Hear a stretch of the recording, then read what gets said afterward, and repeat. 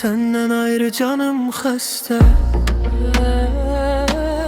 Doğmaz güneş üfüqümdə. Senden küskün, senden ayrı. Ruhum qalmış qəfəsində. Yormuş həyat başucumda durmuş ölüm. Senden gələr şəfam mənim,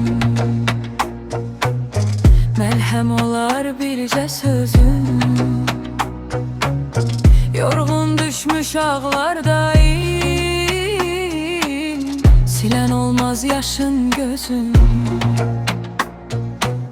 Senden ayrı solar ömrüm, gerisini görmez gözüm. Ayrılığın olmuş mənim dərdim ağır. Səndən gəlmiş nəhayətim, bilməm nədir qəbahətim. Gözlərinin vədi bahar, bilməm nədən gənkliyimə qarlar yağar. Heç söyləməz daş ürəkli zalım yar, biter mi mənim əsarətim? Qəlbim qalmış soradımda, siman mənim xəyalımda. Gözün üstə düşən telin düşər ya da, düşər ya da, gözüm qalmış baxışında.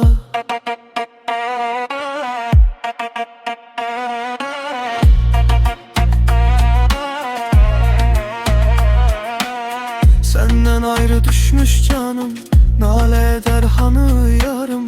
Sorağıma olmaz səda, dodağımda sənin adın. gülər üzün baxışların, düşər ya da, düşər ya da. Ayrılığın olmuş mənim dərdim ağır. Səndən gəlmiş nəhayətim, bilməm nədir qəbahətim. Gözlərinin vədi bahar, bilməm nədən gənkliyimə qarlar yağar. Heç söyləməz daş ürəkli zalım yar, biter mi mənim əsarətim? Qəlbim qalmış sorağında, siman mənim xəyalımda.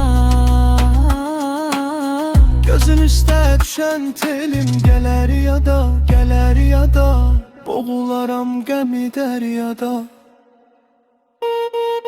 Gel yolunu gözlerem yardayım, gel solubdu çiçek tek gülüşlerim. Yar gözlerine nesretmem gelip, bahar bar getirip düzü dünya. Bak yüzüme gülsün gözüm, sen olmusan tek ümidim. Yar yollarda kalıp gözüm, gelin safa dön mənə gel.